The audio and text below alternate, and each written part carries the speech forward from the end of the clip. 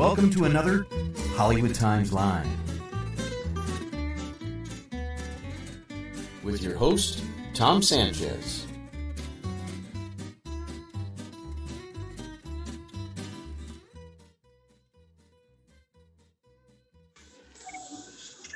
Hi, everybody. Good evening. Welcome to another of our series of podcasts brought to you by the Hollywood Times.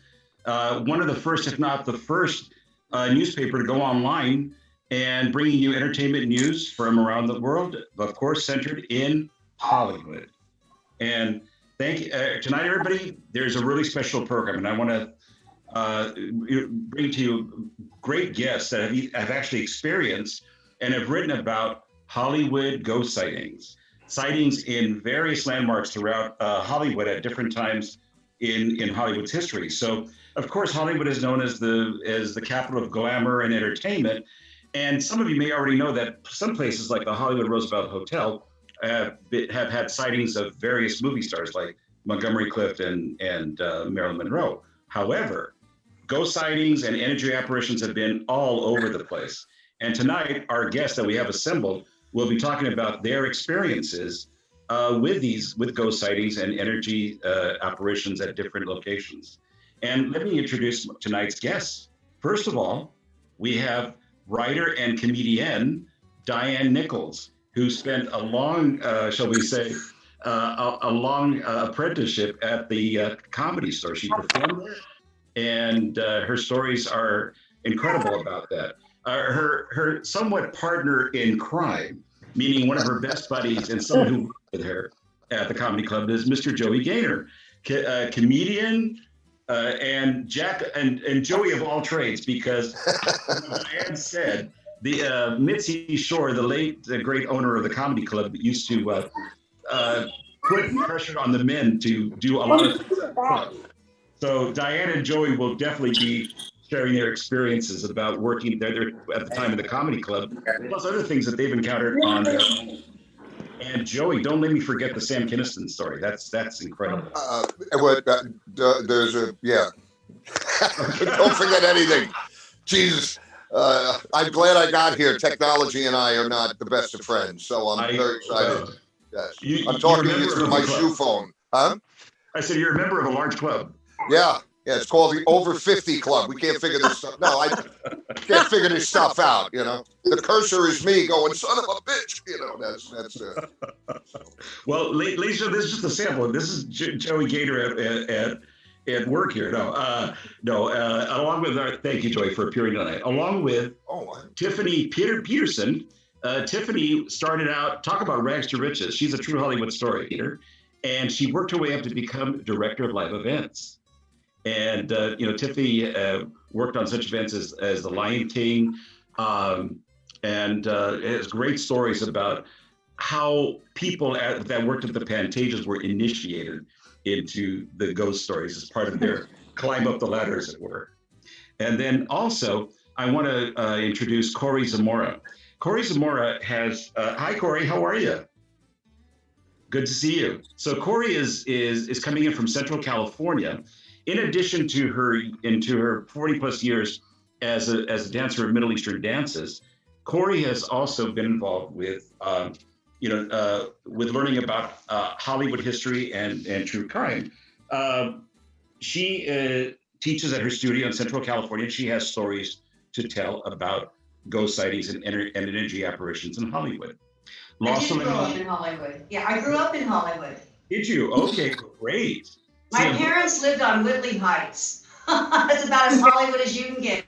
Talk about a first-hand account, right? Yeah. And then also, I want to bring to you Diana Rios. Diana is another devotee of Hollywood history and true crime scenes. In fact, she is host of Dark Streets, which focuses on true crime stories and Hollywood stories. Hi, Diana. Hi. How are you? I'm good. How are you? Very well. Good to see you. Diana is, if I may say, is also and I are fellow members of an esteemed Hollywood institution, the Masters Club. And there were some things that happened there as well. But also, I want to introduce Mallory. Mary is quite a historian, and she has published 4 books, one of which, Hollywoodland, really goes into deep detail about the history of Hollywood, including apparitions that occurred at the Hollywood Heritage Museum, which was also known as the Lasky DeMille Barn. And what's so especially important about that building is that that was where the very first full-length feature picture was produced, The Swan Man. So it's been in action as a movie set for well over 100 years. And so Mary will be talking about that and the Hollywood sign. And so, and then last but not least, my esteemed colleague and friend, James Bartlett. James has written, hi James. James has written several books on ghost sightings throughout the world, particularly in the Hollywood, Los Angeles area.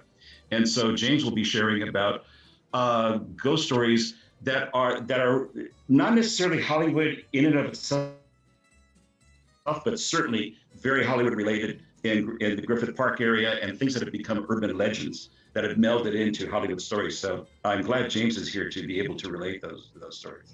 But last but not least, I want to thank the Hollywood Times for bringing these podcasts. And this tonight is really, I hope that anybody that's watching will have a greater appreciation for Hollywood, for Los Angeles, and for the unique things that happen here that very, very, very, very seldom get reported on. And so tonight you'll learn more about it.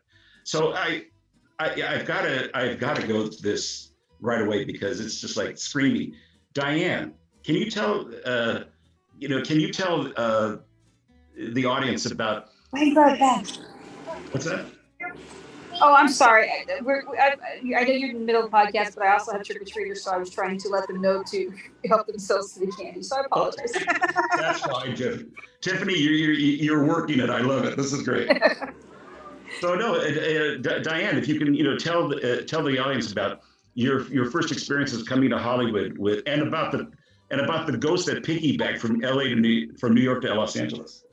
Oh, well, the one, I guess, when I was in New York with my friend's place, I went there to do Politically Incorrect, and I stayed there, and I had said to her, Cheryl, my watch is missing. And she said, oh, that's okay. It's probably Francesca.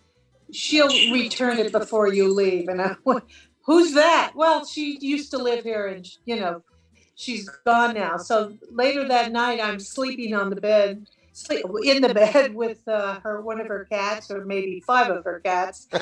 And all of a sudden, my eyes popped open, and there over my head was a bell, with a clapper, right? Kind of looked like a hologram, and it was right over my head. The cat and I freaked out. I started hitting it, slapping it till it disappeared. But the next day, my watch was back.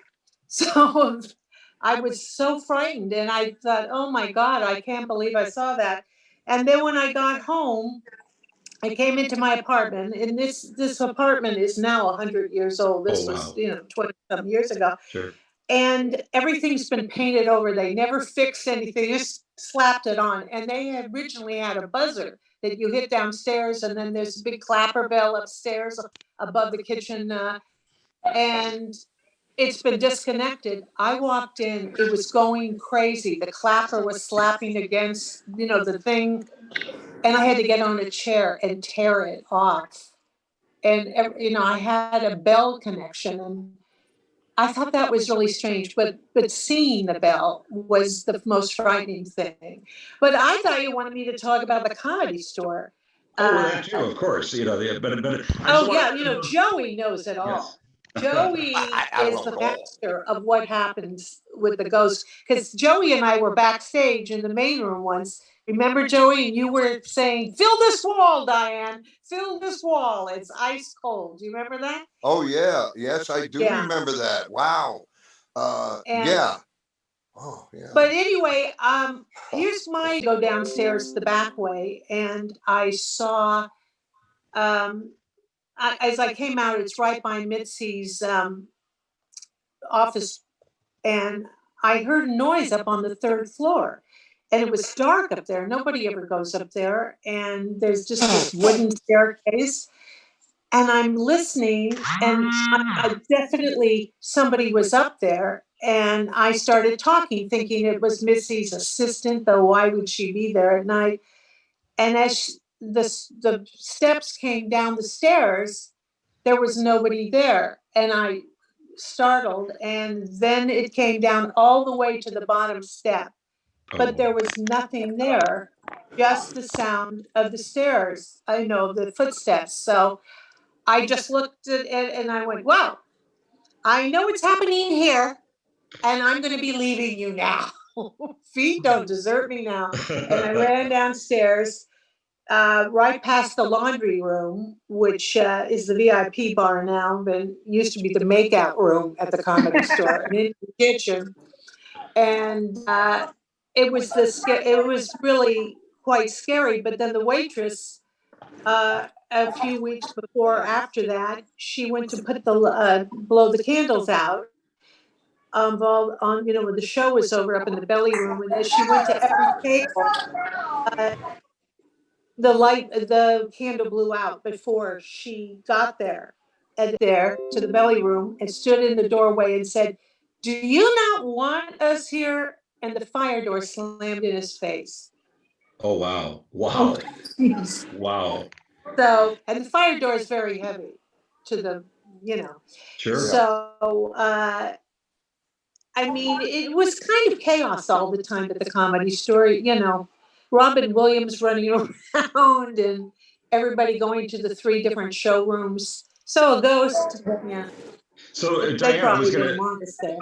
I was going to ask. So did this happen around after you said after closing, of course, and so the apparitions or the noises would obviously be after hours. Although I think it was you, Joey, that talked about a Monday evening occurrences that would happen. But yeah, on Mondays, what I experienced was more on Monday nights because that was potluck night, when anyone who was, including mental patients, could come in and go up for 5 minutes. Oh, wow. and be a comedian in their mind. And I really do believe that negative entities will thrive on anxiety and jealousy and nervous and hate. And look at the White House. Anyway, the point is, they on Monday nights, the action, the paranormal action would be, I would say, 50% greater because of I would say Mondays, and then again on like Fridays and Saturdays, whenever the 3 biggest nights, but Mondays especially is when there was a lot of weird things, and they didn't. It wasn't like you had an encounter and it felt okay. It always felt dark. And again, there's a lot of dark stuff that goes all the way back to Frank Sennis and Ciro's. My people ask me why did I have so many experiences there, and I didn't know until about 20 years ago or so. I didn't know that my family, they never owned the building, but they have been going there for well over 60, close to 70 years. Somebody in my family's been going to the building because it was Ciro's, and my family that lived out here was always going there, and Moulin Rouge and everything. And my uncle was a bag man for Mickey Cohn. Oh, yes. So, of course, they went to the club. Yeah. So he would bring money that he would pick up, gambling money from the studios. Like he'd pick up Sinatra and Sammy Davis and Dean Martin and Milton Berle and all these guys. He'd go and pick up the money, and then he'd bring it to Mickey Cohn at Ciro's. And the first time I ever walked in the Comedy Store, which was late 75, around November, around this time in 75, I walked in, and for some reason I felt at home. Now that was only in the little room, the original room, but that would have been the original Ciro's Lounge. And I felt comfortable in there for some reason, but I had no idea until a few years ago that somebody in my family was actually involved with a gangster guy. And so then actually my uncle came several shows there, like to see Richard Pryor and to when we did Live from the Comedy Store with Buddy Rich. He was in the front row, and this is the guy that used to, hey, Mickey, here's your money. All right, kid, go away. So that's why the Man in Plaid, I've seen the Man in Plaid a lot. And I don't know if, Diane, something I just would throw out there to anybody that has experience. What I've learned is when you're having the experience, and still to this day, when I go to the Comedy Store, I tell them, hey, I'm here. It's great to see you. You can't come home with me. You can't come home. You have to stay here. You're not invited. When Dracula comes to your window, you just say you're not invited. He has to go away. So I an old Balkan belief, but I really I practiced that for many years, and I've had nothing, come home with me that I know of. The scariest. There's been some scary ones in there though. I did a seance once with Sam Kinison, and we heard a baby cry, and it was coming from upstairs in the main room where the makeup table, that area where the old makeup tables were, the showgirls. Right. And when they go back into the history of the Comedy Store with Frank Sennis and everything, he had a retired nurse on call down in the basement. She had a little area there. Now, yeah, there were fist fights in there and gunplay and everything, but she was mainly there so that if a ne'er-do-well, a mobster, or somebody knocked up one of the showgirls, she could perform the abortion. So, Frank was an all-service club owner. He made sure he had it covered all over the place. And I did a ghost tour there in 2012, I believe it was, and there was a lot of activity downstairs. Downstairs there was. The night before the tour, one of the paranormals had taped voices in the basement, and they were saying he's a wizard, he's a priest. No, he's not. He's a gay Canadian. They were saying things like that. They were saying that. So I went down the next night and I said, well, the wizard, the priest, they're talking about Sam Kinison. And who's the gay Canadian? I said, well, they're teasing me. I know I know where they're going because I've been through this. And sure enough, when I got downstairs, I was asking, tell them who the wizard is, the priest, and he's recording this in front of a whole room full of people. There's no way he could fake this. And et cetera, et cetera. And I asked some questions. He plays the tape back, and you hear a woman's voice. When you hear me say, tell him who the wizard priest is, you hear a woman's voice go, Sam K. And even I had goosebumps. I was like, wow, this is amazing. So there's a tremendous amount of energy down here. I was down here once with Blake Clark and a fellow named Eddie Merrill, and we were walking around in the basement where we shouldn't be, but it was always fun to be down there. And Diane will tell you, there was more memorabilia of the 30s and 40s down there and I mean, my God, the dishes alone, you'd sit and look at them going, wow, look at this. This is real China. Anyway. But it was so scary down there. Oh, it was. It's cold. It was always cold, even in the summer. I mean, freezing. Wow. And if you remember, Diane, when you go downstairs, immediately you felt like you weren't alone. We're down there and we're going on and on about, if there's something here, whatever. And Blake goes, what do you want? And again, there was all the name plates that they would send down to La Jolla, or when she would put the name slats up for the belly room with the main. Right. And one goes tumbling to the floor, and it's face down, and Blake picks it up, and it's his name. Wow. Now I look over in the corner, and this dark thing starts rising, and it gets taller and taller. And I stuck my hands out, and I went, hey, stay away, stay away. And my hands got as hot as fire. And the thing started to come towards us, so we just got the hell out of there. We ran upstairs. And Blake is a Vietnam veteran, and he's not a squeamish guy, but, even he ran out of there. And I don't know what that is going off, but I don't know if somebody's got eggs ready. He's back. He's back, yes, in a big way. Yes, it's Versky. Anyway,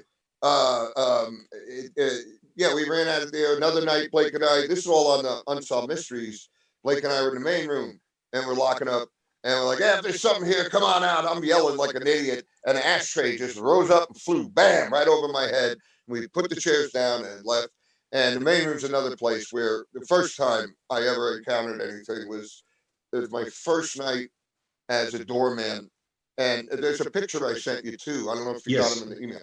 I did. Yeah, I did. Yeah, there's a couple of them. The Westwood store was haunted too. Freddie Prinz used to show up, and the maintenance crew said to me, "Who's the man comes through the wall?" They were from Thailand, and they said, "Who's the man comes through the wall in the leather jacket with the mustache and the long hair?" Well, it wasn't Danny Moore, so it definitely was Freddie Prinz. Thank you, Diane. Thank you. Wow. So, Joey, that's amazing. For our audience members who are not familiar with the Comedy Store, maybe all three of them, but no, the Comedy Store is one of the premier comedy clubs in the world, and it's located on the Sunset Strip in the former home of Ciro's nightclub, which itself was a major world-renowned. Well, after Ciro's, it was Art LeBeau's, and you had every drunken, crazy rock and roll guy coming in there. And John Lennon got thrown out of there with Harry Nilsson. And It's called It's Boss. What's that? It's Boss. Yeah. Boss Sonny and Cher there. Yeah. I mean, the place was they got to make it a landmark. It's ridiculous if they don't. It's had everything from gangsters to movie stars to cocaine, everything. There's nothing it hasn't had. And there's just, gosh, there's so many things so many times I've run into things. The ladies' room in the main room, I shut the place down. I'm locking it all up. I hear women arguing in the main room, ladies' room, but it's not like women in 1980. It's like women in 1952, 1948. He's a four-flusher, and you're not, to you, for him, you're just another dame, and he's going to two-time you, and they're going at it. And I go, ladies, and I think I'm going to run into two elder women. There's no one in there. There's nobody in there. I think I'm going to see my aunts, talking that dialogue, and there's nobody in there. And I just say, okay, good night. And I've seen Ollie's face in the really? Yes, Ollie's face is showing up at me in the mirror in the main room, dressing room where the little piano is. Yeah. And just mention to our audience too that Joey was interviewed on Unsolved Mysteries regarding all the supernatural happenings in the Comedy Store. Yeah, Blake and I we played ourselves and reenacted everything, which was a lot of fun. And while we're doing the show, I went up into the belly room. And I knew they were going to have a guy playing the guy in the suit walking around. Right. And I go up in the belly room, and a guy is sitting in the belly room up in that little balcony thing. He gets up, grabs some papers under his arm, and he's in a plaid suit, and he goes down into where the phones are. And I go right after him, and he turns right in front of where Becker's office is and the phone guy. And he turns, and I come out, and he's gone. And I said, is that the guy playing the plaid suit guy? And they both go, what guy? Nobody came through here. Wow. And I was like, Jesus, it was really, I've had other things happen too that are, when my mom needed last rites, I went to the nearest church, and the only priest there is Father Joseph, who is Polish. He speaks some Spanish, and he speaks Polish and very little English. And after he did the last rites, and we're going back to the church, he said, I said to him, you don't have a car, because I went and picked him up. I said, I guess you don't drive, Father. He says, no, but when I was in the Andes, I drove a motorcycle to get to my missions, my missionary work. I rode a motorcycle through the Andes Mountains. It's much easier to get around the mountains that way. And I looked at him, and I had to pull over, and I said, I read about you in 4th grade. You're the motorcycle priest. You're Father Joseph. You're I read about this guy in Catholic Readers. So there's something. Wow. There's a lot more going on than meets the eye here. Wow. No, go ahead. I'm sorry. No. That I was going to say though. In talking about Hollywood landmarks of the Comedy Store, Cory, you grew up in Hollywood. Did you ever go to the Comedy Store? What were? By the time I was old enough to go anywhere, that was called It's Boss. But my parents were. They were very much older, so they had gone to Ciro's and Moulin Rouge. We lived up on Whitley Heights, and we stayed up there for about 3 years and would always go down to the boulevard. And I remember walking by the Roosevelt. It wasn't until I was an adult that I actually got to stay there. I stayed there several times, very uneventful, but I get vibes from buildings. I get vibes from parts of buildings, because lots of times they'll remodel something, but there's one little cubby or a cupboard or something that's the old wood from the original, and I get vibes from it. So checked into the Roosevelt, and they gave us room 1010. And when you walked in, the bathroom door was to your left. And put stuff down. I went in the bathroom, put down a makeup bag, and the tub was full of water. And it wasn't dripping or anything. It was a tub full of standing water. So we called down to the desk, and they sent someone up. And then a couple minutes later, seconds later, 2 more guys show up. And they shut the door, and they're all talking. And I'm really getting the feeling that this has happened before. Mm-hmm. So they drain the tub, and everything's okay. And there's a cubby in that bathroom at the end of the tub. As I'm saying, it's old wood. It was from the original building. They remodeled around it, and you get a vibe from it. And when you open it up, it's a portal of some type. So I'm trying to just dismiss all this and visit who I was going to see while we were there. Went to bed, went to sleep, got up in the night to use the bathroom. When I came out of the bathroom, the drapes had been pulled open, and there was this see-through, strange woman dressed in clothes from 30, 40 years ago.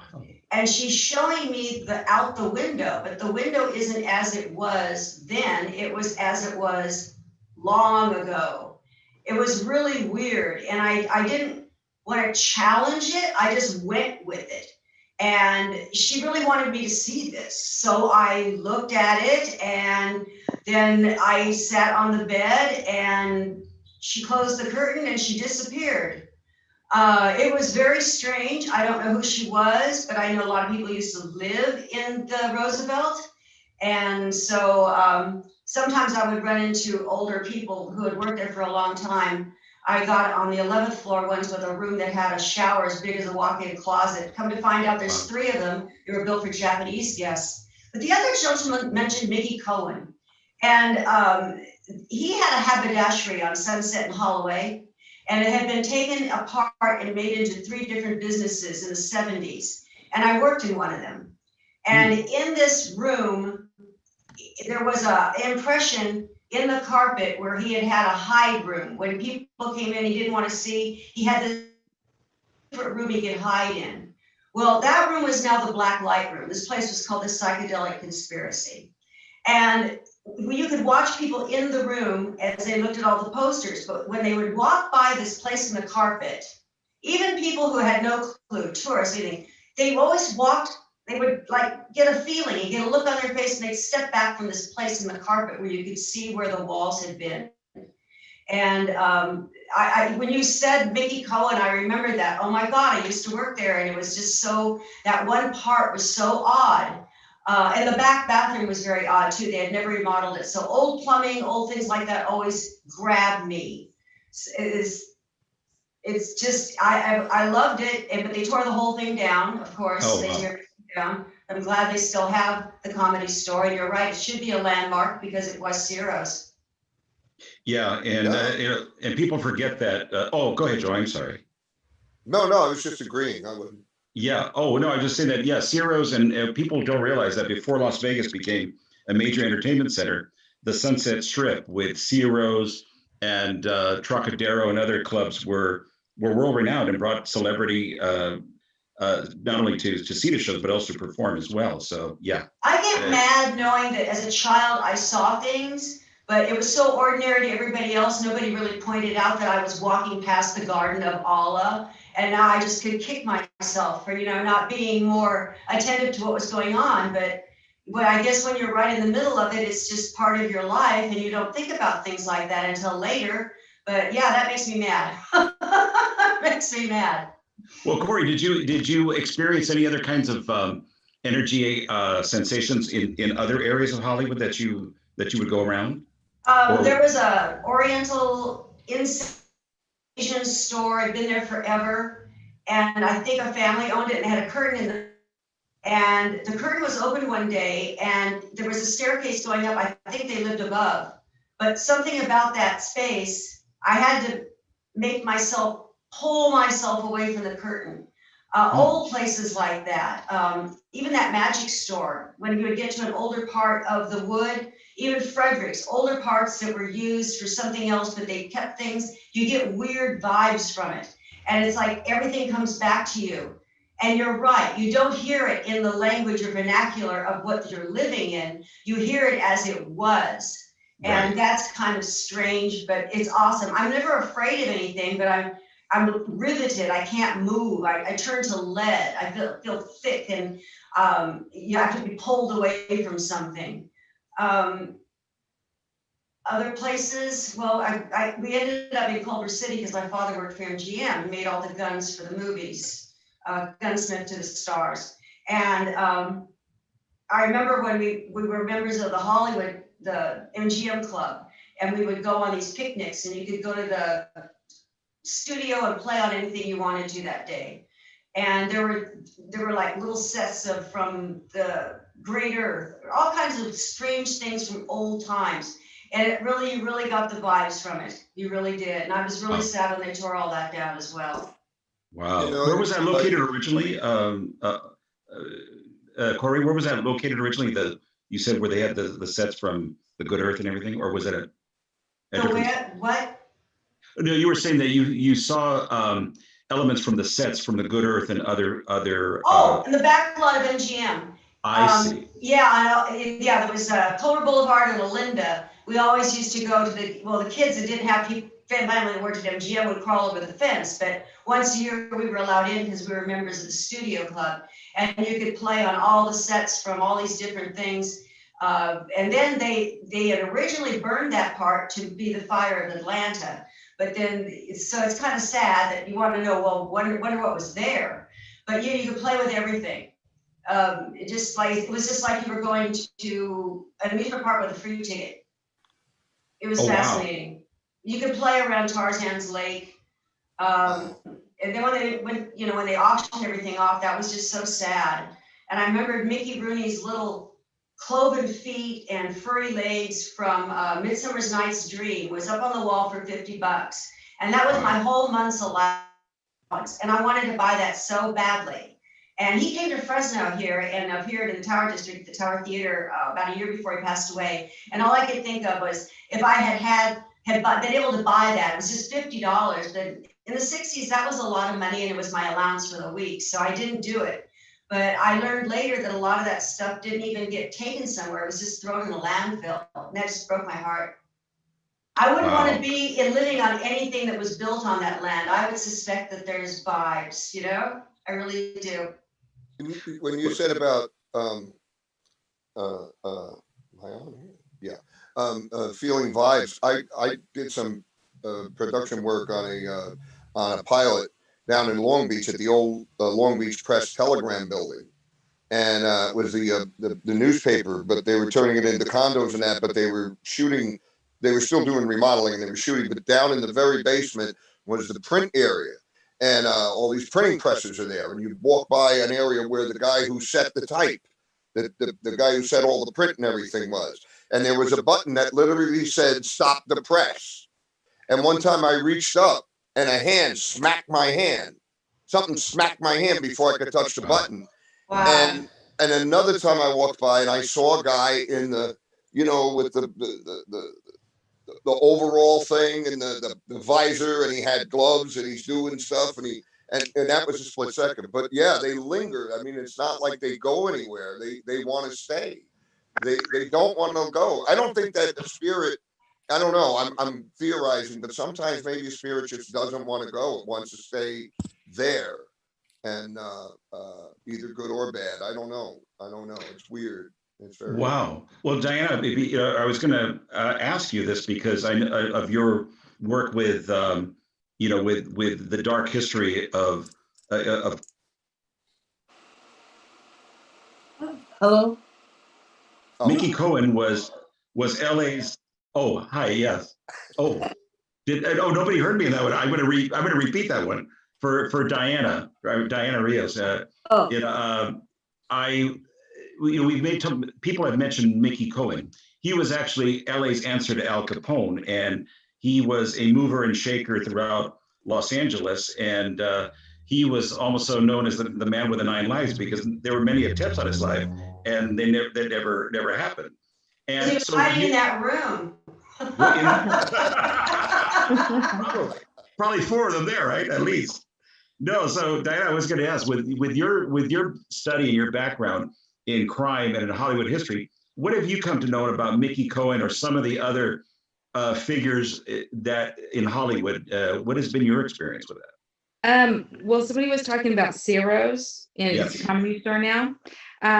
I heard that there are maybe it's a basement. I can't even remember now, but you do hear I don't know, maybe somebody being hurt, being beaten, being tortured, that has a lot of mob.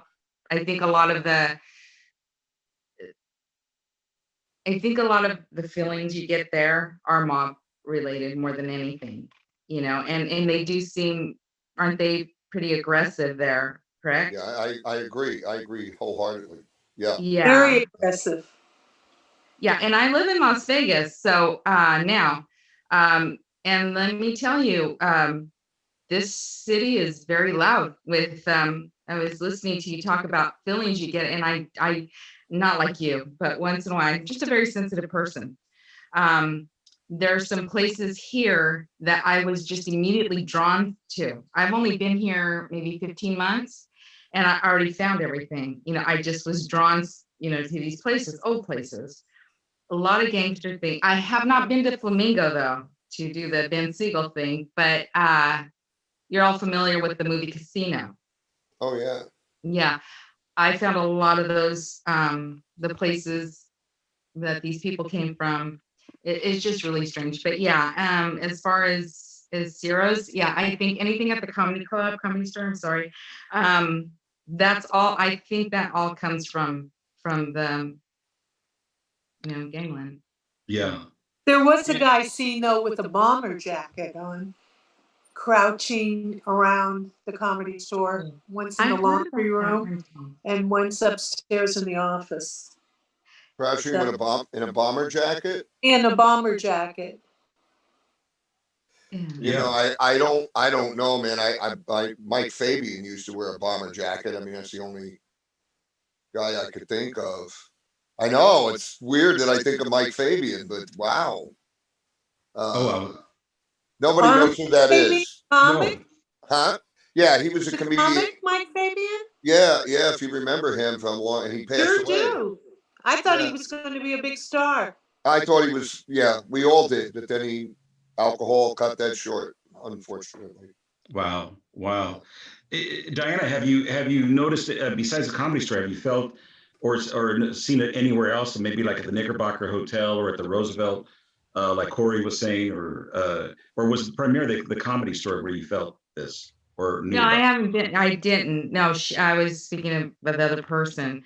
I just, as far as my whole thing, whenever I would go to LA, I would always go downtown, even before they started fixing it. This is back in the 80s, right, 90s, and that's a loud place too. I can't explain it more. I remember being by the Cecil Hotel. I remember that, but I didn't know, what was going on there until just the last few years.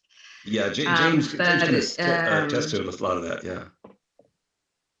Oh, go ahead. I'm sorry. I'm sorry. So no, I'm just saying downtown, Biltmore. The Biltmore. That's a place I never saw anything, but it gets cold in there too, even in the summertime. Sure. Were you ever at the Ambassador? Yeah, where Kennedy was filmed. No, oh yeah, Joey. Yeah, no, but I hear that they have the kitchen somewhere.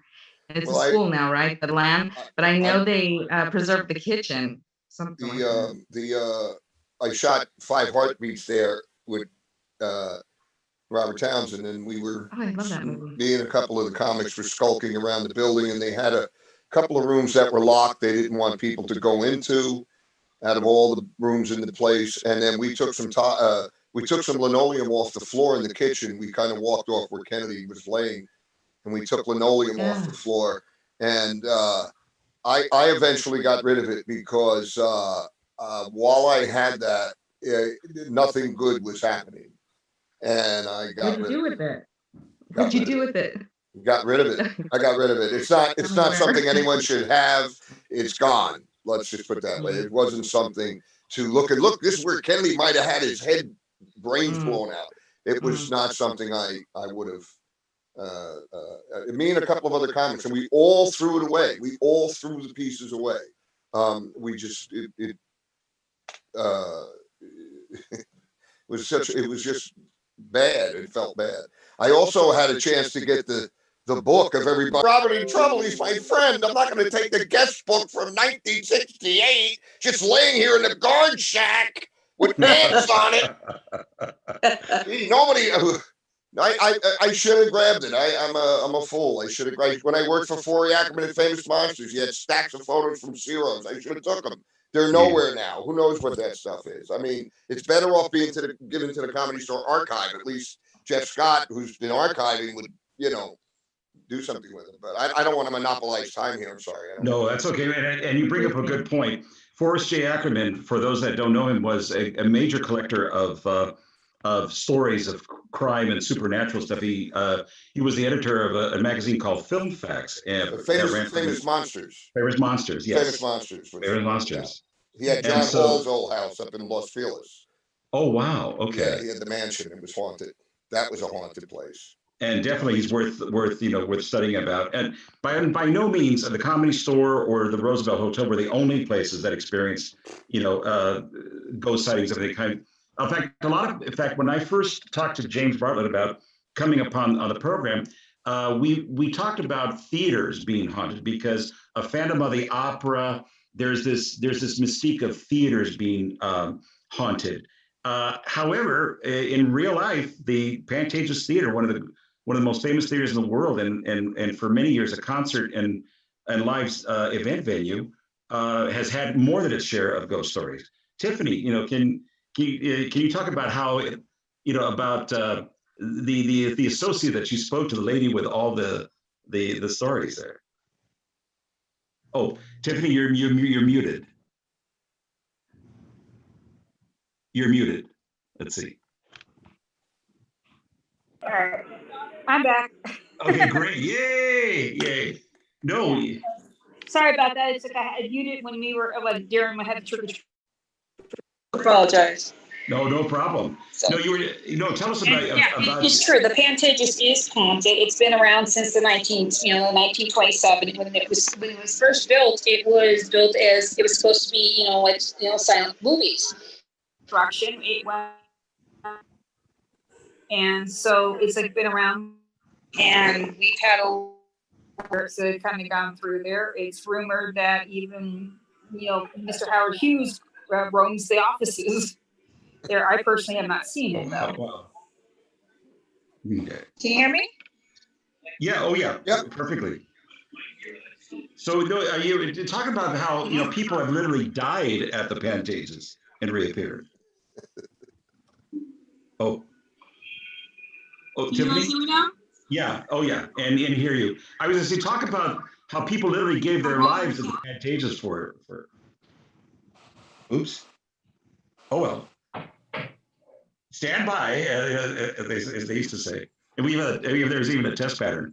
Spirit of the Pantages doesn't want her to speak. But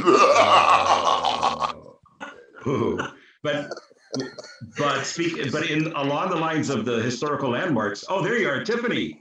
Okay, but now I guess I'm back. Can you guys hear me now? Yeah. Yes. I see you. Okay. Technical difficulties, technical world.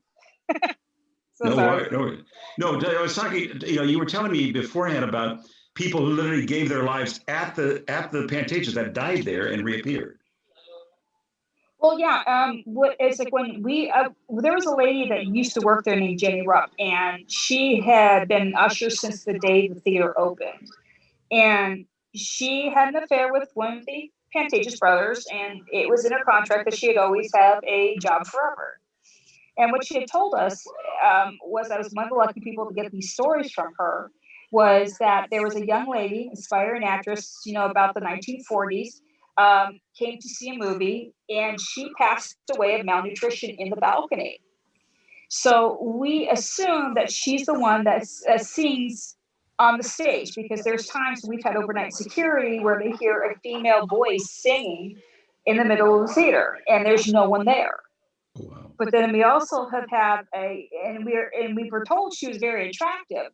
So we just kind of assume it's the same woman because she has flirted with like leading men in Broadway productions. And, she flirted in a way that guys are like, okay, I'm out of here, because they feel her, they see her, and they're like, I'm gone. I love it. So even back then, sex sold, right? She was only spooking the young attractive men. Wow. Yeah. No, you were also telling him. Oh, go ahead. I'm sorry, Tiffany. Go ahead. No, it was like I said. We had one show where you would think it would be the Phantom of the Opera, like you were saying. That would be where we would get most ghost activities and stuff like that. I probably had less people talking about ghosts in any production than different productions. I think it's because everybody was looking for it, and the ghosts were like, "We're out of here," or they kept very quiet. Right. But when we did like really, like campy, fun shows, people have a tendency to kind of come across them. Wow. Yeah. Wow. No, and has anybody been to the Hollywood Palace? That was haunted also. I heard on Vine. Yeah, on Vine, right around the corner from you guys. Yeah. Yep. I couldn't tell you that because I've never been there, but I do know that there's been ghosts at the Henry Fonda back then, the Music Box Theater. I also know that there are ghosts. I don't know if they're still there over at the Wilshire. Then the Wilshire Theater, but it's now I think the Savant Theater. It's turned into because when Nederlander had that venue, I personally came across the ghost at the Wilshire Theater, which was a crazy event in itself. Yeah, the El Cid's got something going on too. Oh yeah. Yes. Oh well, Tiffany. Before that's okay. We'll get to that too. But before we leave the Pantages, you were talking about a stagehand that died there. Yeah, we had a stagehand that passed away during Lion King, and he literally dropped dead at the theater. She was coming in for how everybody comes in for their call times. We're all a lot of us know the venue and we know the business. He was coming in, he dropped dead. But a lot of the stagehands will say that they feel him or they see him, like right there at the lighting board, because he was our electrician. He was our head electrician that passed away during Lion King. And they will come and they'll say that they'll sometimes see him, sometimes they feel him, and then at the same time with that same, genre, we've had a lot of people they turned off the lights in the projection room because again, it was a movie house before it was a film house. Like doing live venues, we'll see that the whole projection room is like lit up like a Christmas tree. And then when you come back around to go up to turn off the lights are off again. Wow. That's the lights were off and yet they would go on, and. Yeah, and it was and sometimes the ghosts would like to play tricks on at one point we used to have overnight security. They would like to turn on all the lights, but when you go to the panel, all the light switches were off. That was the Comedy Store. I would go in the back of the main room to shut the lights, and I'd come back out, and I know I click, click, click, click, and all the lights are still on. And I go in the back, and they're off. Then I come out and they're off, and all the chairs are in the aisle. Yeah, theaters are fun. Oh yeah, wow. Especially old ones. yeah, it's unbelievable. Wow. No, and of course, the Pantages with its history and there are a lot of intrigue, especially with Howard Hughes. Tiffany, you were saying that when you were in charge of doing events when the Aviator film came out, that people were expecting Howard Hughes to show up. But the thing is that there was a scandal prior to with everything else. If anybody follows Hollywood history, there was a scandal that came out a long time ago. Was that Joe Kennedy wanted to buy Pantages out? Alexander Pantages refused to sell him any part of his venues and stuff like that. So he hired a woman to seduce him and to make sure that he got the venue and tie him up in court and claim rape. Well, on her deathbed, she claimed that, she actually admitted that it was a lie. She did it because she was paid for it. But when that happened, Joe Kennedy was expecting to get the Pantages Theater. He wound up selling it to Howard Hughes.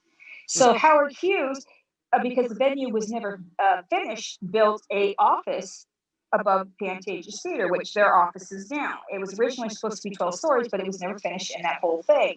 So during the whole production of Aviator, everybody was expecting to see Howard Hughes because the movie was about him, and it was in a venue that was never finished, and he balked. But but the thing is that as luck would have it, he didn't show up, but everybody was looking for him.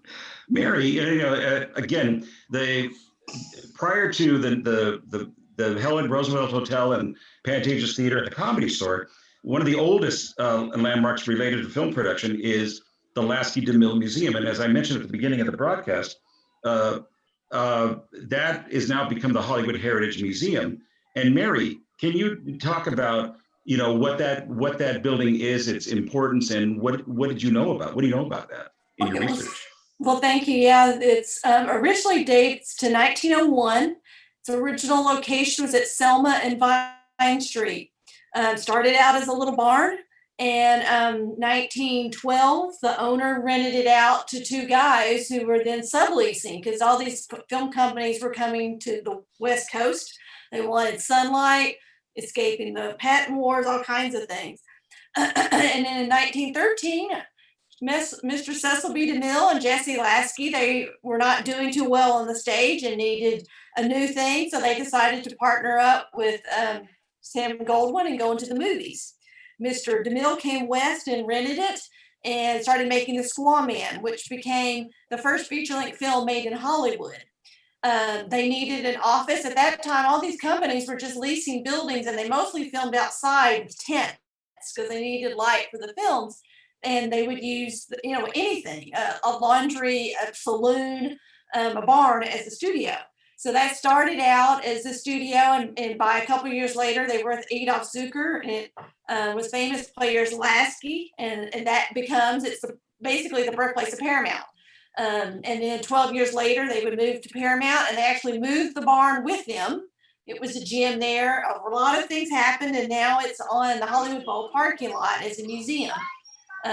So it survives, and it's great. I mean, you can sort of walk in and feel the vibes of all these stars and, silent film stars that made films there, worked out in the gym when it was a gym on the Paramount lot. You can just sort of feel that. So it has this great vibe. And we have some things in the story too, because the first employee of the Lasky, and go the upside down pyramid, and they have little periods. So they were going to let her go. And DeMille sadly tells her she's going to leave. She picks up the typewriter and starts to walk out. And he goes, "Well, where are you going with the typewriter?" She's like, "Well, it's my typewriter." And they realized that was like the only typewriter they had, so they couldn't fire her, so she kept her job. So it's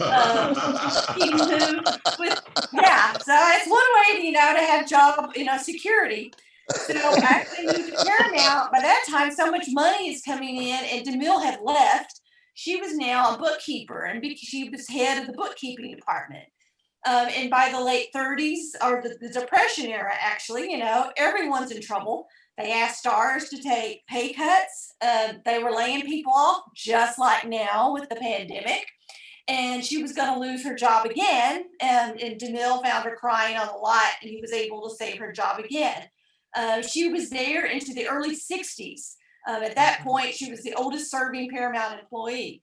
Well, we always would joke, it's now sort of been repaired, but you would go for meetings at the barn or be giving tours and talking about the past, or in particular, a little area we called the DeMille office that was set up as his office with her typewriter in the corner. And you'd be talking about stuff, and all of a sudden an overhead light would go out. And then, as you would walk out of the room, it would come back on.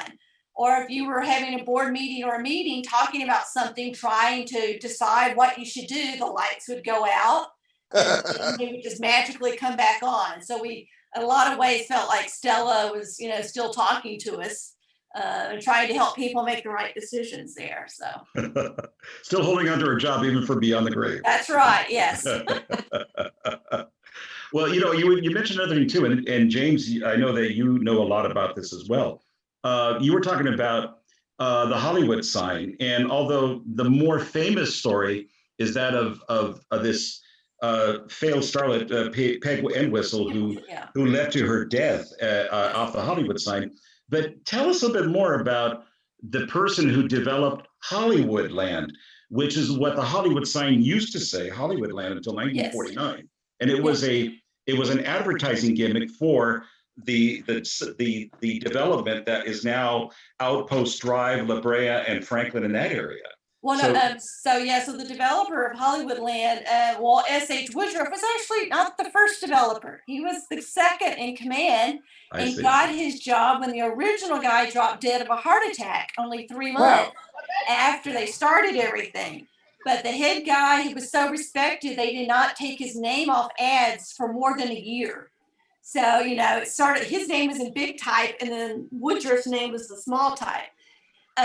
Woodruff was sort of a wheeler dealer type. He'd been big in Buffalo, New York around 1900, went to San Francisco after the earthquake, did stuff there, came to LA, let's say had some problems, was arrested for fraud, but never convicted, went into residential real estate at that point. And so Hollywoodland was Harry Chandler, the LA Times, M.H. Sherman, and Eli Clark, who actually started the streetcars in LA to get people to the real estate developments. And then later they sold out to Huntington. They were the main guys. And then so Woodruff and Schultz, who was the guy who dropped dead, were the real estate guys. So this was intended as an upscale hillside development.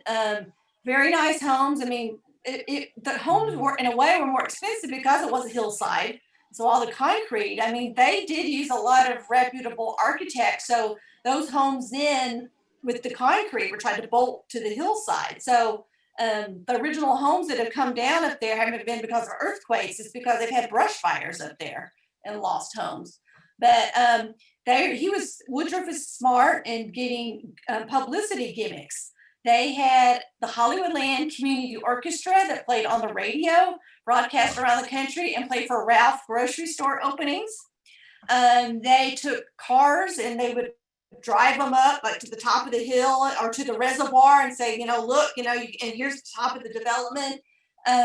They shot a film of the first home being built, and that was supposedly showed in a real estate development. But then the sign, they weren't the first to do a real estate sign. They were over LA, Beverly Hills had several, but they were the first ones to be electrified. So it was built in November and December of 23. There's actually newsreel footage, outtakes that survive at University of South Carolina, Fox Movietone News. And so it opened, it was turned on the first time, December 8, 1923. People could come watch the lights. It was supposedly the fourth area to open in Hollywoodland. So that was the thing that made it stand out. It was taller, and then the electrification. It said Hollywoodland. And it had to be bad for the people that lived up there to have that stuff flashing. I'm sure it didn't go on 20, in the middle of the night, but still, if you want to go to bed at 11 o'clock at night, you don't want that flashing in your window. So that went on to the early 30s, with everything else, the Depression killed off the development. And then they stopped taking care of the sign. But yeah, and Woodruff, his career was never the same. He also started Dana Point and only got a few homes built down there in the late 20s before the stock market crashed. His career was never the same after the stock market crash. But he was a wheeler dealer, but he knew how to get publicity and stuff. For sure. And you were saying that was it his ghost that's still seen over by the sign, or was it? Well, there could be two ghosts actually. They had stables. They were one of the first hillside developments that was upscale, had an English stable. And the first stable guy, his name was Robert G. Bakefelt. He'd come from Washington, D.C., and it was claimed that he was nervous, had, problems dealing with people, going through issues. And in 1924, his 14-year-old son came back to the stables and found him hanging from the rafters. Wow. And there were, he only left letters to a woman named Butterfly, who they said was his wife, who had left him and a child, that she was saying, I'm not meant to be tied down and just like staying at home type of thing. So he had issues, and so he died. And that was, but then of course, our most famous one is 8 years later with Peg Entwistle. There are a lot of urban legends which are wrong. If you really want to know her story, read James Zerich's excellent biography of her. But she was from Wales, and she lost her parents young, and she had to come here to Hollywood and was raised by her uncle and aunt. And they lived at 2428 Beechwood. That house is still there. She got into acting here and then went to New York.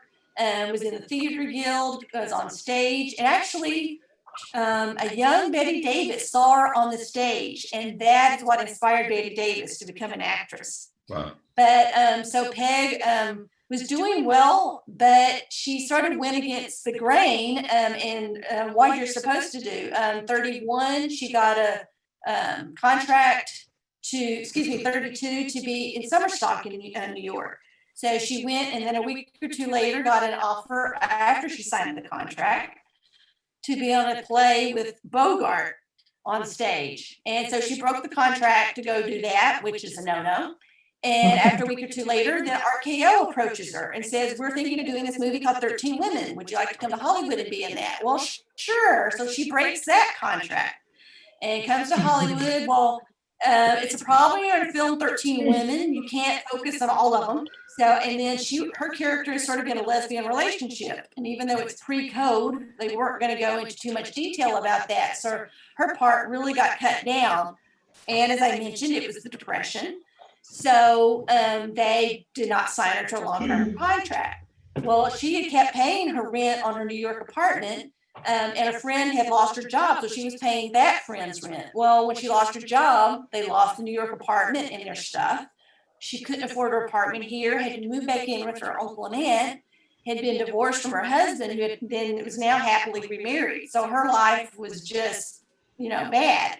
And so September 2nd, 1932, she told her uncle she was going up to the drugstore at Hollywoodland, and she just kept walking, walked into Tiffany, walked up that hill, and the women's shoes at that time, it's like a 2-mile walk uphill. So her feet had to be terrible. And as I mentioned, the sign was electrified, so they had wooden ladder and the sheet metal. It was terribly put together. So the guy was always replacing sheet metal and the light bulbs. She supposedly, climbed up the ladder and jumped off. And she probably survived a few hours, was not found to the next day. And the person who found her took her purse and coat and shoes, and for some reason left them at the door of the Hollywood police station, but she called the downtown police station to report her death. And Peg, the things just said, she apologized for how she'd hurt people. Well, it was because she felt she'd let down so many people in this regard. Of course, all these things came out of, that she was supposedly, because of the dropped contract, or others chiming in with the number 13. But yeah, so it brought a lot of notoriety to the sign. She's the only person to have committed suicide off the sign. Later, Dory Previn did the show, Mary C. Brown and the Hollywood Sign, based on it. But yeah, so sadly, people had forgotten about the sign, but suddenly they remembered it at that point. Yeah, no, the stuff of, as you said, of many urban legends. One thing that people, even many Angelinos like ourselves, don't realize is that the movie industry started in downtown. As you were saying, Mary and Cory too, about downtown being very active. Downtown was where these people like DeMille and Lasky first rented offices. And so even today in Edendale, which is part of Echo Park, there's the one remaining stage from the Max Sennett Studios that filmed a lot of classic comedies there. So, not enough attention is given to how the role that downtown played in the development of Hollywood. Now, downtown today has the largest concentration of movie theaters in the entire country. And most of them started out as vaudeville houses or just live venue events. And so, James, I was going to, ask you about, what you know of sightings in different theaters, in downtown. Yeah, we've talked about this a little bit before already. I was going to say, I hope for anyone who's listening, they can understand my accent. Obviously, I'm not American. I'm from England originally. So if any of you are having trouble, do let me know. You're speaking the Queen's English, so it's good. I'm speaking the Queen's English, yes. Yes, there were a lot of theatres downtown. As you said, they nearly all started out as vaudeville, as performance houses for theatre and vaudeville and for all sorts of entertainment on all levels, and then gradually became converted, nearly all of them really, to movie theatres. But as we talked about earlier, there are so many stories associated with theatres generally in terms of ghosts and superstitions. I mean, we all know about the Scottish play. You don't say the name of the Scottish play. We've all heard about the ghost light, which I'm sure some of you know from performance in theatre spaces. So you leave a light on at night at the centre of the stage. And the reason for that is firstly so that people can see their way round, so they don't fall over anything or fall off the edge of the stage or trip over any equipment. But it's also supposed to keep ghosts away, or let ghosts come and perform as they wish to do, because many of the stories associated with theatres are ghost stories from former actors and former staff members, which again we've talked about tonight, and they're still in the theatres. And there's certainly in London, where I'm from, if you go to the West End, so many of the theatres there not only have resident ghosts or stories, but will keep seats available every opening night for the resident ghosts to come and see the shows. There's a Palace Theatre in the West End that they keep 2 seats actually for the resident ghosts there. They're permanently open for the ghosts. And even as far as Australia, I was in Melbourne a couple of years ago. There was a big theatre there. They have a resident ghost and they keep a seat permanently open every opening night of every show for their ghost of one of the actors who actually died on stage. He was doing Mephistopheles. He was playing Mephistopheles in Faust, which is ideal for Halloween. And this was opera. This is way back. This is like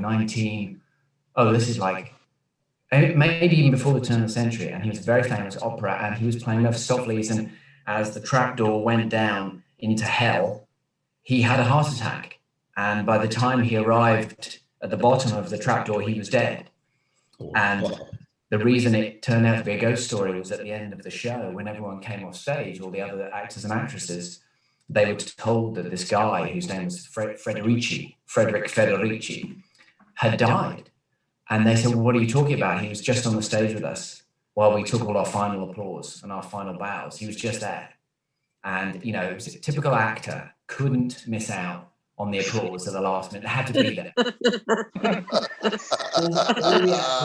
I believe it.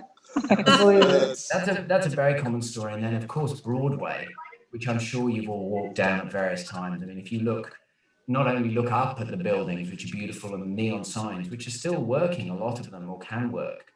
If you look down as well, there's so much beautiful marble and terrazzo, especially outside some of the old theatres, which is still there in the ground.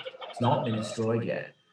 But a lot of the theatres in Broadway have ghost stories associated with them. A couple of them, especially from when a lot of the theatres went Spanish language in the 50s, when they would have a lot of Spanish language entertainment and movies. The $1 Million Theatre one, especially, is one that I'm sure you all know.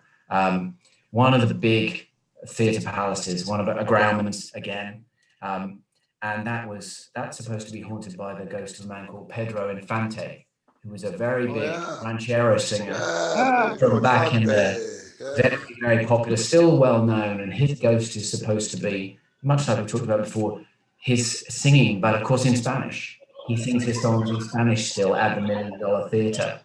And there was another actress who was also of Mexican background, and she's another cinema theatre that, of course, has been knocked down and made into a parking lot. Obviously, it was on Main Street, the California Theatre, and she was there, performed there in 1912, and from then up until they knocked it down in the late 80s, she was heard singing again in Spanish and performing Shakespeare in Spanish, with Hamlet being the one that she performed the most, and that was her ghost. Virginia Fabregas, her name was. She was a very popular actress. And so a lot of the theatres down there have ghost stories, sometimes related to specific people. But the thing I did in my 2 books especially was to try and hear the stories like we talked about, but then look in the newspaper archives to see if there was anything connected to the story that people tell, especially if there were real details. Like, for example, my favorite story was, you might know the Spring Arts Tower, which is one of the quadruple buildings. It's a John Parkinson building. But you might know it as the last bookstore now. Yes. It's a very notable building downtown. It's about 10 years old now for those of you who don't know downtown. And it's a used bookstore in 2 levels of an old bank. They were the anchor tenants in the building. So the bottom of the building still has the vaults. And there's actually some vaults on the first floor as well, because you can't get rid of those. And that had a story. I talked to him. This was for the first book, Gourmet Ghosts, which I did in 2012. So I was researching that about a decade ago. And I talked to the guy who used to be the building manager in the Spring Arts Tower. And it's residential as well. There's a cafe, and there was the last bookstore that was there at the time. There's a couple of other things in there. There's some arts organizations and production companies. And I talked to the guy, and this would be before the Renaissance, which Diane was talking about, when downtown wasn't such a cool place.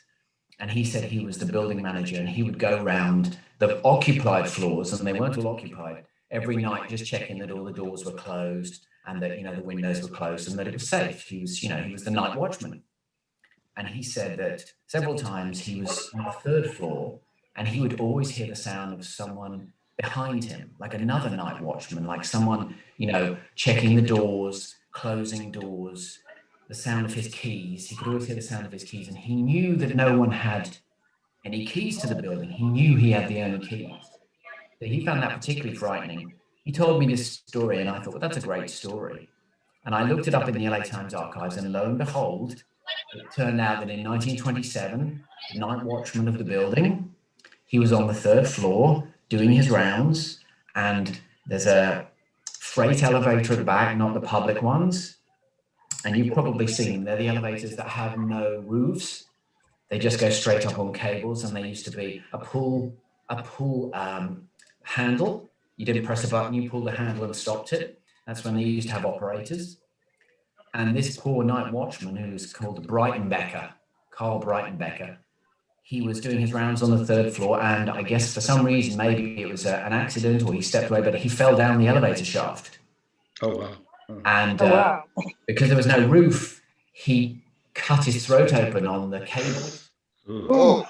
And he landed down in the basement, which of course is still there. I've been into the last bookstore. If you go in, they might show you it, because it's a very old elevator now, and they don't really use it because it doesn't seem safe, to be honest. But he landed on the bottom floor at the bottom of the building, which is where the bank vault was, or the bank was. And all the people came to work at the bank the next day and could hear these groans of a man, a groaning man calling for help. And they thought it was a joke, or they thought it was, a prank or someone. And they didn't pay any attention until somebody tracked down to death on the basement floor of the elevator in the Spring Arts Tower. And that story, when I found that and how it related to the story that the guy who worked there told me, he couldn't have done that. Because when you research, as I'm sure you all do, newspaper articles don't always go, there was a murder or a man died at this address. Sometimes they'll just give you the cross street, or they'll give you the address, or they'll give a building at. They won't tell you exactly. And this story didn't say the Spring Arts Tower. It said a building at the corner of 5th and Spring. And there's no way that guy could have known that story. Right. But he told me the story, and it exactly matched what had actually happened. And that was what I tried to do in my books, was to try and get stories that had a basis in real things that happened, rather than just a story. Because, there were lots of stories, and I wanted a book or a guide that would have a bit of real facts behind them, because you're dealing with the supernatural and the paranormal. You can't prove them anyway. Yeah. Right. But if you have newspaper reports about murders or suicides or accidents even that happened at certain addresses and hotels especially, we talked about the Hotel Cecil downtown. Yeah. That building is, I don't know what it is about that building, but there have been, I found at least 15 to 20 suicides, which doesn't sound a lot in 100 years or so, because every hotel has suicides. But 15 to 20 suicides, there's a couple of murders. 2 serial killers stayed there. Ramirez stayed there, the Night Stalker. There was another guy. Urdenware, the Austrian guy. Okay. Yeah. I mean, there was a soldier that stayed there. A sniper shot people from the roof there. There was an arsonist that stayed there. And this is all at the one hotel. And the Cecil Hotel was a very posh hotel, like we were saying. Before the Depression, downtown and Broadway and Main Street, they were the poshest hotels in Los Angeles. They were a lot of apartment buildings down there are haunted too, like the Bryson. Yeah, exactly. Yes, that I don't know if you know about the haunting there, but now there's in the basement. I was a site rep there for movies and stuff, and there was in the basement. There was a pool at one time, and a little girl fell in the pool and drowned. Now I walked down in the basement to show somebody, and then I went back down, and then you do sometimes hear a little girl's voice. You don't. It's audible. It's like a voice, and it is. Some people have seen her. Some people have seen her. It's a very weird thing because it's a child. And some of the old hospitals in LA, when I was site repping for a company, when I'm there to make sure they don't put holes in the wall. St. Luke's or St. Mark's is really badly haunted. I mean, you get sick walking in there. Yeah. And the Northridge Trauma Center, which is torn down, where people went in there and died of gunshot wounds, not far from where I live, that's been torn down. They put up an apartment building. Good luck on that one, pal. Yeah. It I'm really going to spend some follow. nights there. Sure. It really does follow that, if people taken from the world or taken from this life unjustly or unfairly, or feel that they've been taken unfairly or suddenly, they have a reason or they're not allowed to leave necessarily where they are. So it doesn't matter if you rip it down and put something on top of it, especially somewhere where there have been hundreds or thousands of people through, like movie theaters or hospitals or like the Queen Mary, Long Beach. Think of all the people that have been through that when it was in service and the people that have died on that. Where else would they be if they were going to be anywhere else other than there? Because that's where they passed into the other world, if you believe in that. Well, you do also, I'm just going to cut into what you just said. It's like going, even at the Pantages Theater, you have people that wanted to be, like actresses, or they just were stagehands. They loved what they did. And they're still there doing the cues. They're still there just enjoying themselves with the theaters and the shows that come through there. Yeah. I mean, it hasn't changed. It's still a theater. If you worked in the production room or you did the lights, why would you be there if you could still do the job you might have liked? Exactly. Or you have the person that wanted to sing. They always love to sing, and they'll still sing on the stage. Does Yul Brynner ever show up? Who? Yul Brynner. He did the King and I there forever. Yeah, I know. And there's a story that he actually painted one of the dress rooms completely brown because that's the color he likes. Yeah. I saw him there. He was fantastic. It was great. Yeah, but the thing is we always have, we have a singer that was there. She loves to sing. She always does things. We've had, where we've shown up late at night and see lighting cues going like crazy on the stage and stuff like that. But it's like going, and that's what I'm saying. What you're saying is the same thing. It's like when you have people, sometimes the spirits just don't want to leave because they love what they do. They're right where they want to be. Yeah. And they're not harmful. We've talked about the woman in white a bit, and that's a very common myth across the world, the woman in white. And that's very much specifically related, apparently, because it's so generalized. That's related to, I'm sure you've heard of the spirit of La Llorona, the Mexican, South Central Americans. Very Susan Smith. Comes out of the lake. Yes, very frightening. Probably the more frightening element of the women in white, but she's usually portrayed in white. And she is, as you probably know, she drowned her children in sort of a rage of jealousy and couldn't go to the next world because of those children. And that's who she's searching for around lakes and rivers and stuff, for the children that she killed. And she's in white. And I've heard the idea that the woman in white is the manifestation of a spirit where they can't move on for whatever reason, whether they're unhappy or whether they were murdered or whether there was some great sorrow in their lives. And that's often the woman in white. There's a woman in black as well, But the woman in white turns up a lot. I found that in my books like half a dozen, 10 times. You know, Barbara Hutton, I'm sure we all remember the poor little rich girl, the actress, the Woolworths heir, who married Cary Grant, Cary Grant. And she ended up very unhappy and spent the rest of her days at the top floor of the Beverly Wilshire Hotel. Her ghost is there at the Beverly Wilshire Hotel dressed in white. The Ravenswood, or Ravenswood, yes. Yeah, that's what's her name? Come Up and See Me. Mae West. Mae West. Yes. Yeah, Mae West. The top floor. I think it's the top floor, and she apparently appears quite regularly and welcomes guests, as you might imagine. Yeah. Wow. You know, I mean, you think about, especially we're in Hollywood. It's full of people who are actors or want to be actors or comedians who die on stage regularly. You know, but there's a difference between dying and really dying on stage. But yeah, you would always want to come back, especially if you died on stage. I do remember, Joey, I wanted to say, the Comedy Store, I guess you obviously know about the poor guy who jumped off the roof next door. That was my friend. Yeah, he was a friend of mine. Steve LeBeck, and he was friends with Diane and I. He was a very funny man, and he was just very sad. He always put us on the schedule back to back. Yeah. Yeah, it's a very sad story. When I read that was, it was, a lot of the stories in the books, I tried to keep them, 100 years old. And he wasn't, and just for in Steve's name, he didn't just jump over the Comedy Store. There were other things. Again, another fellow who thought he let a lot of people down. Yeah. He had a movie he did, family members invested, the movie he didn't sell, stuff like that. And that really, the poor guy, he was such a really funny guy. Diane will attest to that. He was a funny guy.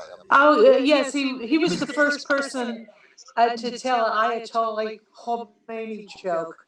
He said, Diane, did you hear about the guy who had to face Ayatollah Khomeini on Make Me Laugh? Yeah, he was, but like Joey said, he had the Tonight Show. But he liked to just not do the same set. He was going to do, his set, but he wanted to fool around one night at Westwood, and he came out with bagels on his head. And, but unbeknownst to him, Greg Tanis was in the audience, I think, the guy that cast the show. Yeah. And they saw him do that, which was so different from the set they approved, that when they left, they said, we don't think you're ready after all. And that really broke his heart, kind of. And the strike ripped him apart a little bit. Yeah. But the worst part, not the worst part, but this sad part, I was telling him about it earlier, was in his suicide note, he says to Richard Lewis, I'm sorry. Tell Richard I'm sorry. And that was so sad because Richard was devastated at those memorials we had, if you remember, Joey. Oh, yeah. I mean, Steve, about a week before he jumped, he came up to me at the store and he gave me a big hug and he said, we're still friends and everything. I said, we never weren't friends. And then he jumped on a Friday night, I think it was. And and it was Saturday morning. I got a phone call from someone that told me he jumped. But before I got the phone call, I had this weird dream, and I swear to God, I don't make this stuff up because it's not cool to make this up. And I had a dream, and I dreamt of Steve saying to me, "Please tell him I wasn't trying to be funny. Would you please tell him that it wasn't a joke, that I wasn't." And I woke up, and then I got a phone call that he killed himself, and it was the weirdest. But I mean, I don't discount those things because it's not the first time. Well, you're very psychic, Joey. I don't know about it. Was a Friday. It was a Friday, wasn't it? Because Saturday morning, yeah. And the first was a Friday. Yeah, and I cried my eyes out when I found out. And the guy who called me goes, "Oh, you were friends with him?" Like, yeah, you idiot, goodbye. And I said, what's wrong, Andy? And he told me. And then I think they were on the phone with Mitzi. I think she was in La Jolla, and she started screaming. And it was a really bad time for all of us.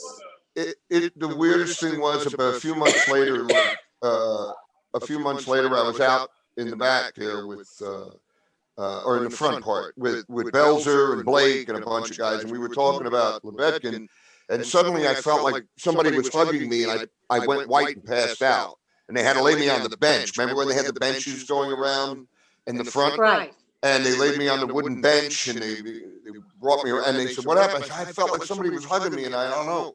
And Mitch Walters goes, "That was Stevie," and that really scared me. And but you know, the guy was, yeah, Mitchell. When Mitchell comes back, he's going to haunt tracks, race tracks around. When I die, I want my ashes thrown on Paulie Shore. So. Yeah, Mitchell. I dated a guy to pay off a gambling debt for Mitchell, a racetrack, horse trainer.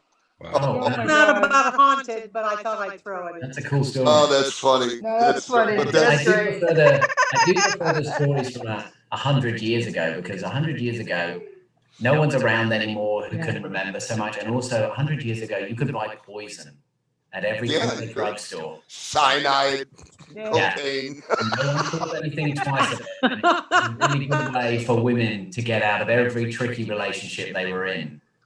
Poison, because they always did all the household stuff. They could go and buy poison, and 100 years ago, it was the main way that men were killed by women, or also that women committed suicide was poison, because they could buy it so easily. Now, of course, I don't find crime as per se interesting.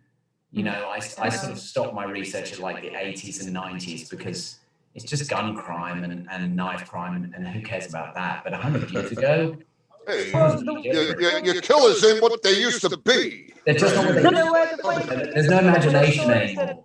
Yeah, but one of the stories I told you is that a guy that was a stagehand was like back like when the Lion King came, he literally died for his craft. Truly. You know, and that's completely correct. Died on the job. Dick Shawn. Yeah, he died for the job. He loved Dick it. Shawn died on stage. Literally. Literally. And he literally just, that was it. There's a guy. There was a guy who died at the Magic. Yeah. Oh, what's that, James? I'm sorry. There was a guy who died just before he was about to go on stage at the Magic Castle in 1986. Oh, right. I'm sure some of you know the Magic Castle. Yes, I remember something about that. And he was an older gentleman, but he was just waiting to go on stage, and he passed away in his sleep, but doing absolutely everything he liked. And then a couple of years ago at the Magic Castle, there was another guy who died in a closet there, which was a sort of a sex suicide thing, which we won't talk about. But, wow. So there have James. been.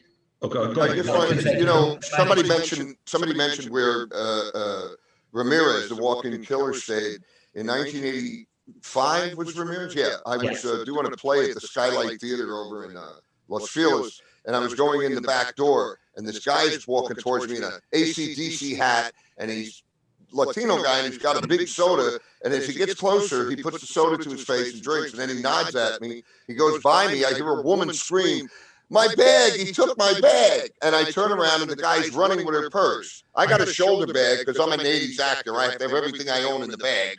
So I run by her and I put the bag on her car and go, "Watch my bag." She can't even watch her own bag.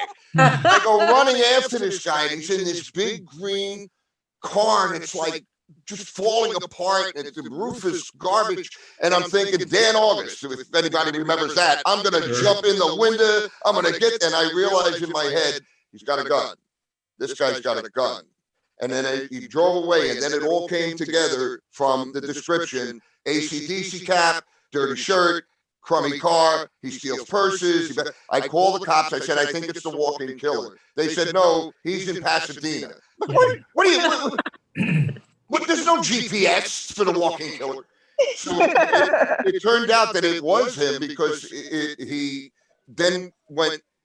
But that was one of the scariest moments in my life. That's a great story. There's a good story about Ramirez about. That the Hillside Strangler?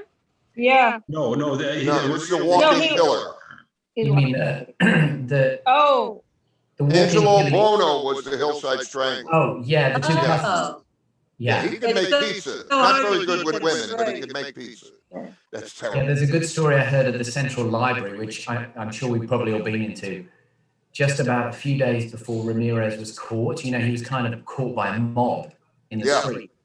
he went into the central library, went down to the bottom, which is the history and genealogy section, which is where I am all the time, and asked for books on paranormal and the occult. Oh, wow. But they said he's very tall, quite muscular, tall and muscular, and he had the Jack Daniels T-shirt on, the one that he was arrested. Well, he basically never wore anything else other than the T-shirt. He looked for books on the occult and paranormal, and they sent him up to the right third floor for those books. And I said, well, what was he like, the guy? And he said, you could see something in the eyes. You could see that something in the eyes wasn't right. And then a couple of days later, he was arrested, and he had the Jack Daniels T-shirt on. You know, when you say the eyes, the craziest thing at the Comedy Store back in 1982, 81, the Bob Big Boy's murders, which took place in La Cienega Boulevard at the Bob's Big Boy. The guys that were parking the cars at the Comedy Store were the perpetrators of that crime. And that crime was perpetrated. What? Yes. And one night I was performing on a Sunday night, and one of the guys, the little guy, I remember, came in and he looked at me, sat down with a girl in the front row. It wasn't a lot of people in the room. It was about 11 o'clock at night. And this was one of the car parkers. And he looked at me and he said, I'm going to shoot your effing ass. And I looked at him and went, you're crazy. And I looked at him and his eyes had there was nothing in them. They're empty. Exactly, that's the thing. Yeah, they're empty. There's nothing there. Yeah. No. Oh my God. And I got a cold chill and I ran behind the curtain. And Diane will tell you, I never ran behind a curtain in my life. And I was yelling, this guy's crazy, blah, blah, blah. And then I said, all right. And I came back out and I went, you ain't going to shoot nobody. Get out of it. He could have shot me. He had guns. Oh, my God. They were arrested 2 days later, all 5 of them, for the Bobs. They tied these kids up in the freezer and killed them. Wow. And they didn't have to kill them, but they killed them. The Bob's Big Boy murders. And this is the kind of, spiffy audience who has crossed paths at the Comedy Store. Well, over and over and over, guys, it's become real clear that, Hollywood, is the place where people come and try to live their dreams of acquiring fame, glamour, and there is a lot of glamour, and of course there's a lot of fame. But as we found out tonight, there's a lot of darkness that occurs in that, and there has been, and sadly there probably will continue to be. And I want to thank every single one of you for bringing that to light, because for the people that are listening, and as well for myself, I'm sure others too, all of this knowledge, this richness of knowledge about the way that things were created in Los Angeles from some really troubled lives that even ended in death, have created part of this glamour and this institution that still brings people from all over the world. And, it brought us all here. So, I want to thank you all for bringing this. Thank you. Thanks everyone. Thanks for having us on. Thank you. We had a great time. I had a great time. Yeah. Likewise. It's like it's a fun part is when you're saying the dark, but the thing is, it's also people just love what they do, and they just died for the art, and they're just there. They're still there doing it. And they can't go anywhere else. It's what they want to be. That is very true. And in fact, I want to ask all of you, if anybody in the audience would like to, see more of you and find out more and find out about your latest projects, feel free to tell us. Diane, where can the audience members find you? Well, actually, right now, if they listen to Sirius comedy channels, Sirius Radio, I pop up. Okay. They play my CD, so you'll hear me a couple minutes at a time. That's really all. And of course, tomorrow is the last episode of the Comedy Store Showtime series that Joey and I go in and out of. So, right, Joey? Yes, very much in and out. Well, Joey, you're on, as it were. No, how can people find you? Well, this Wednesday I'll be in civil court, so come down and check that out. It's gonna be a lot of fun. Actually, I've been doing a lot of Zoom shows. Usually, you can catch me on the brunch Zoom show Sundays at 11. Go up Thursdays at 7 o'clock here or 6 o'clock here in time in Los Angeles, and some of the other stuff. Also Unsolved Mysteries. You could see. Okay, cool. But yeah, so I'm showing up in different places. All these Zoom shows are great because I don't have to leave, take a shower, not even wearing shoes. I love your costume. It is so showy. Oh, that's great. I love hers. That's from the Pantages. I had a costume on. This was my ghost hunting hat. It's a good hat. I was a big time ghost hunter. Tiffany, I know that I think the audience would love to hear about what you're doing now up in San. Unfortunately, it's like when unlike everybody else because of COVID, and live entertainment, we are in hiatus. So until the government gives us a okay, it's like going, I'm just kind of waiting. And that's the sad part. That's the sad part about this, being in the industry is you are, with this going on, you can't go to work. And you introduced me as an events person. I am an events person up here in San Jose. Until the government gives us the thumbs up, we're kind of just hanging loose. Wow, and Diana, tell us more about Dark Streets and where else the public could find you. Oh, it's a work in progress. I will be focusing on places where things happen. My first show will be on the quote unquote Tate House, different neighborhoods. You just never know what happened where you live. Maybe not necessarily the house, but the street, the neighborhood, and like Laurel Canyon in Los Angeles. I mean, so many things have happened there over 100 years. So mine would be, it's going to be focusing more on, places, buildings, hotel, So Tate House will be first. And eventually I would like to do, just the different areas throughout California mainly. But LA's probably the most interesting to me though. No, thanks. You gotta come up to San Jose, girl. There's a couple of them up here. Yeah, exactly. No, thanks so Winchester, much. You'll love that one.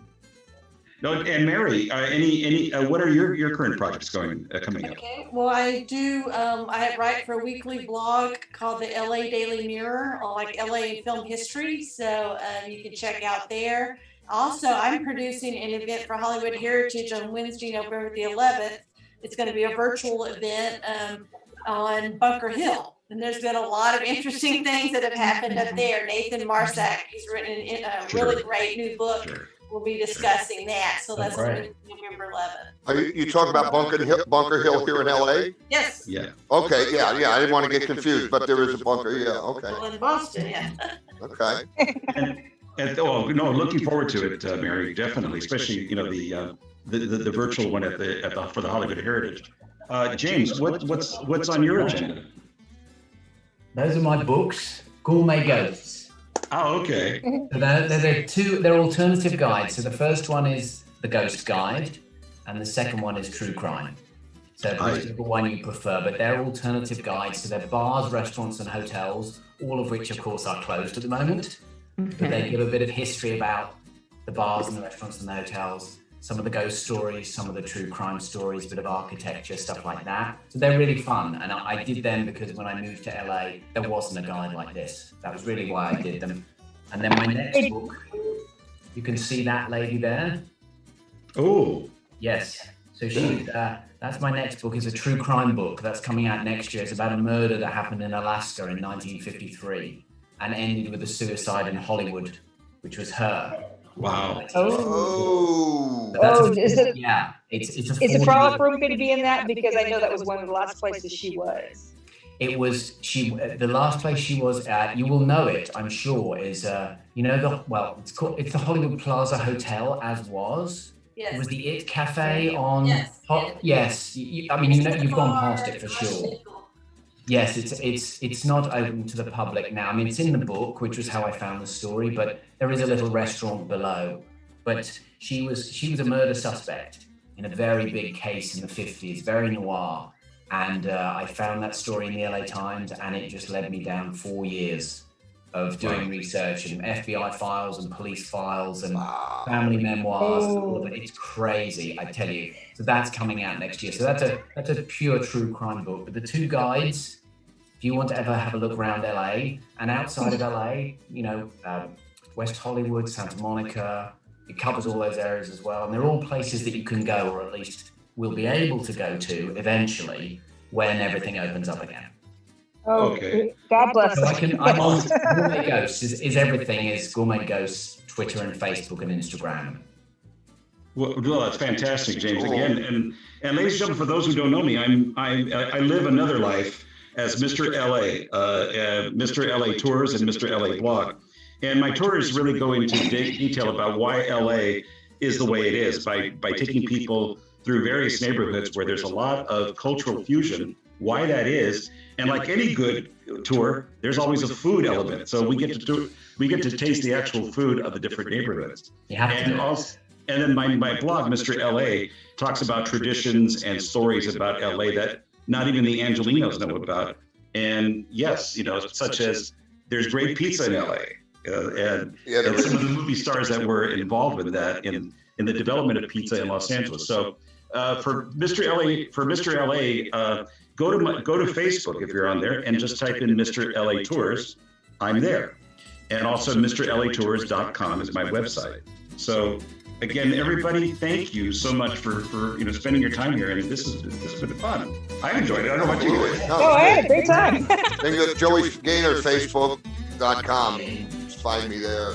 And there is great pizza. Tony Danza and what's her name? Over at Mulberry. Mulberry Street. There's also good pizza over at Palermo's, which is right down the street from the Green Theater on Carbe.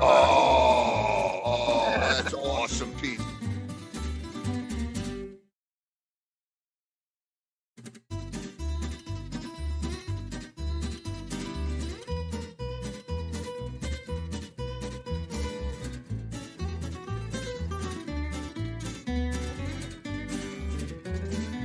Thank you for watching, and suggest you subscribe to this channel for the next Hollywood Times Live.